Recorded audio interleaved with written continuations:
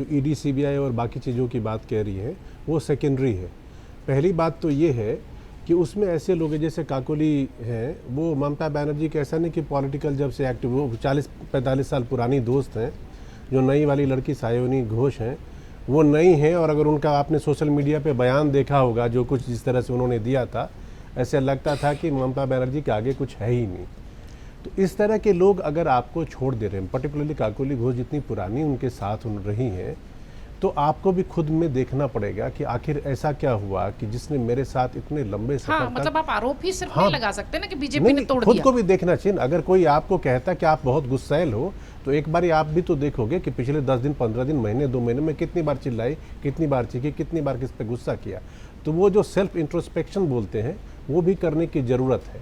और जो अभी जैसे सर कह रहे थे, हमारे विनोद जी, जयदीप जी कह रहे थे, बात तो सही है ना कि अभिषेक बैनर्जी से चूंकि लोग नाराज़ हैं, और वो सिर्फ और सिर्फ अभिषेक बैनर्जी का अगर ये क्वालिफिकेशन है कि वो ममता बनर्जी के घर के हैं, इसीलिए जो सीनियर लोग हैं, तो कहीं ना कहीं दिल में तो दर्द होगा ही ना, लगेगा भाई इस तरह के फैसले करने से। और तब भी अगर आज जीत जाती पार्टी तो लोग खामोश रहते।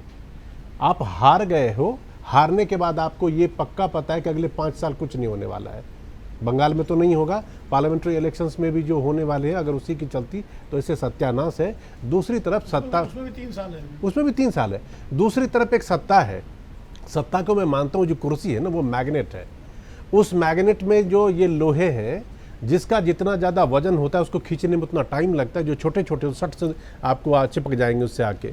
तो वही नए वाले लोग, उनकी क्या मतलब इंटीग्रिटी कह लीजिए, जिसको लगेगा ऊपर से ईडी सीबीआई के केस, वो तो एक छोटा सा टूल हो सकता है 10 में से 2 लोगों को आप उस बेसिस पे कह सकते हो, लेकिन 10 के 10 को नहीं कह सकते। हाँ, शत्रुघ्न सिन्हा भी यही कह नहीं कह रहे थे सकते ना, सबको नहीं कह सकते ये। और अचानक अगर मान लो ऐसा होता है ना, तो बारी बारी से होता, एक महीने में एक आ गया, अगले महीने दूसरे को पकड़ लिया, तब समझ में आता है। ये मैस स्केल पे आपको एक साथ 19-20 की बात हो रही थी, भूपेंद्र यादव जी के यहाँ पर जब बैठक हुई उसमें 13-14 सांसद थे। तो ये ईडी सीबीआई के डर से ऐसे नहीं होता, कहीं भी नहीं होता। इसका मतलब है कि गलती आपके अंदर है, उसको रियलाइज करिए। और ये काम ममता बनर्जी को खुद से एड्रेस करना चाहिए था। अगर भतीजे के मुंह के चक्कर में ऐसा था तो उसको छोड़ना चाहिए था। अगर पार्टी के दूसरे लोगों की बात समझनी और सुननी चाहिए थी, तो उनके सामने आज जो पार्टी बचाने का संकट खड़ा है वो संकट नहीं होता, वो लगता है कि रियलिटी। इसीलिए देखिए, सत्ता में आप हैं तो आप विपक्ष में बैठ के आरोप लगा सकते हैं कि ईडी सीबीआई, लेकिन इतने बड़े लेवल पे जब लोग जाते हैं तो सिर्फ ईडी और सीबीआई नहीं, आपके अपने अंदर, आपके संगठन के अंदर आपको अपने हार का खुद से छिद्रान्वेषण जिसे कहते हैं वो आपको करना चाहिए था कि गलती कहाँ हो गई, और ओन करो रिस्पॉन्सिबिलिटी। जब आपको पिछली बार भी हम लोग चर्चा कर रहे थे, जब वो पाल्टा से जो भाग गए, मतलब जहांगीर खान चुनाव से पहले गायब हो गए, और मीटिंग में जब चर्चा हो रही थी और सारा इशारा अभिषेक बैनर्जी की तरफ था, तो फिर कहते ना कि हाँ मुझसे गलती हुई, हमारे से गलती हो गई और इसके कारण ऐसा नुकसान हो गया, परसेप्शन का भी नुकसान हो गया, सीट का भी नुकसान। तब तो ऐसी कोई खबर आई नहीं कि ममता बनर्जी ने अभिषेक बनर्जी को बड़ा डांटा कि तुम्हारे चक्कर में इस तरह का हो गया। तो जब आप नहीं करते हो तो इतने बड़े लेवल पे जब कभी भी कोई काम होता है तो इसके लिए आप सिर्फ ये कहें कि ईडी और सीबीआई के चक्कर में ऐसा हो गया, ये बेईमानी वाली बात है। 1-2 लोगों का हो सकता है, बाकी का नहीं।